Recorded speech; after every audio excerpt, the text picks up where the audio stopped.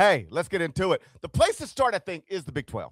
And that is where the projected top 2 picks in the 2026 NBA draft, they both took double-digit losses. Final score, Arizona State 70, number 14, Kansas 60.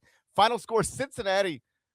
This doesn't even make sense. I mean, I saw their coach cry earlier this year. Final score, Cincinnati 90, BYU 68. In the losses, Darryn, Peterson, and A.J. Dybantsa, the projected top 2 picks in the 2026 NBA draft, they combined to go 10 of 39 from the field. That's 25.6% according to my iPhone. Norlander, it's good to see you on this Wednesday morning. Wild night in the Big 12, wasn't it? I haven't even mentioned the bubble TCU victory.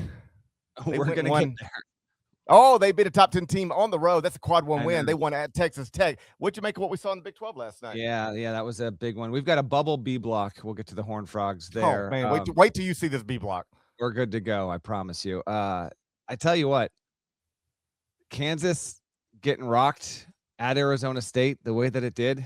We got to take all this in kind of one big chunk here, GP, but Bill Self gets tossed, was rightfully pissed off because of how Arizona State was defending Darryn Peterson on that play in that moment. He gets the hook.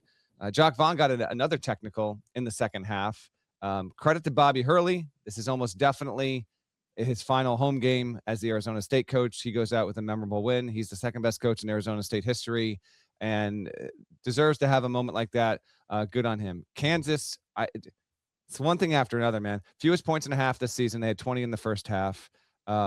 Peterson was 3 of 18 from the field, career low. He has shot 30% in the past 3 games, period. So all of the glowing things said about Peterson, while they are still largely true, we are seeing how there is no perfect prospect coming out of college basketball this season. It's just not happening. He has hit, I don't know if it's a wall. I don't know if he's played enough to hit a wall, but Arizona State outscored Kansas 12-6 in second chance points, and that's with Kansas having plenty of second chance opportunities, and the bench couldn't do anything either there. So do what you will with Kansas in your NCAA tournament pool. I'm convinced no matter what I do with the Jayhawks, it will wind up being wrong. As for the Dybantsa stuff, like, he didn't have another good shooting night. BYU doesn't have Richie Saunders anymore. The defense is bad. Dybantsa alone can't save this team. BYU has plummeted defensively. Like, this is a bad defensive team, and now it's threatening to drop all the way into the 8-9 game. And this was a program and a team with a star that we thought was going to have a good chance to be a 3 seed, a 4 seed, be a Final Four contender. Didn't happen there. I ask you, Darryn Peterson and A.J. Dybantsa, very likely to be the 1 and 2, okay? So their combined draft slots would be 3. What will be the bigger number?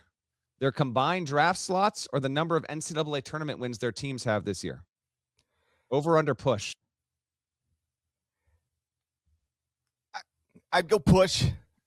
I think one of them just wins games. Like, one of them just going to go. And Dybantsa went for 32 on 11 shots. So you're going to see something like that. Really? You might not. Maybe not, right? But I'm not going to rule out. I guess this is what I said yesterday.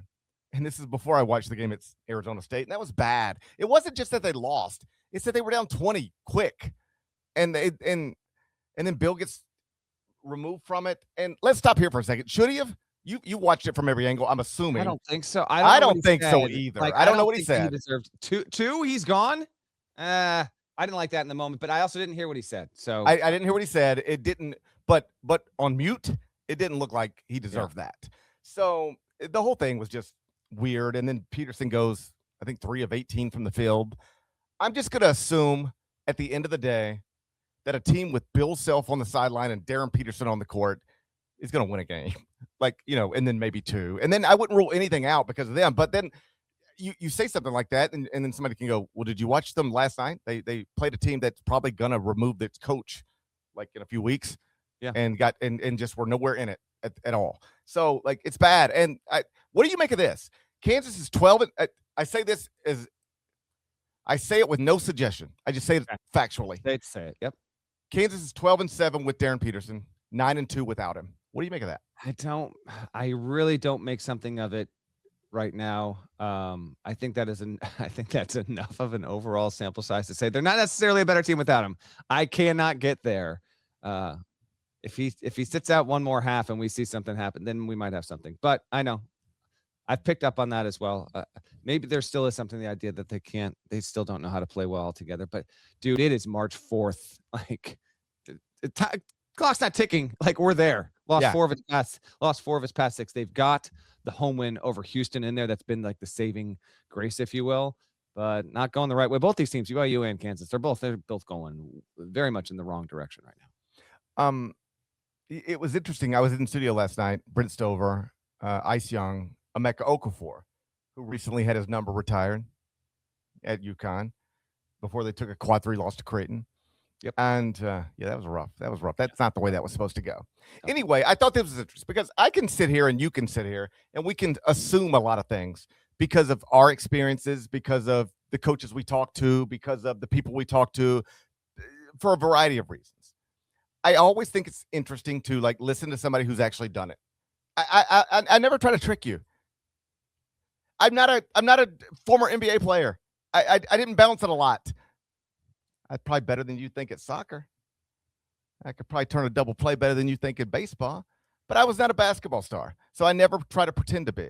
But I work with basketball stars, and one of them was Emeka Okafor last night. And one of the points he made, and I thought this was interesting and worthy of making note of, he said, listen, when you've got somebody who is constantly in and out of the lineup, every time you've got to reset it.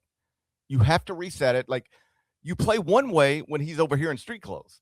And then he puts a uniform on. He's like, hey, guys, I'm ready to play, or I'm healthy enough to play, whatever. I want to be clear. Emeka wasn't casting anything. He was just like, and then suddenly the rest of us have to change the way we play. We have to change the way we approach it. It's a reset, and they've had to do that too many times where they can't possibly be what they're supposed to be on March 3rd. And it feels like it's flown by. Like, I really can't believe we're almost to the end. Yeah. Like it just flies by. I know it gets overwhelming, but it flies by. And we've been for a while been like, well, they got time. Well, give it time. Well, he'll be fine. We're here, and you've got to be good. And the last thing I saw from you was not good, and you got blasted at Arizona State. I'm skeptical of what Kansas is going to be able to do in this bracket. I'll never rule anything out, but this is not the way this was supposed to go. You're not talking like a guy who thinks that they're going to win 2 games. I'm really tempted to say the larger number will be their combined draft slot.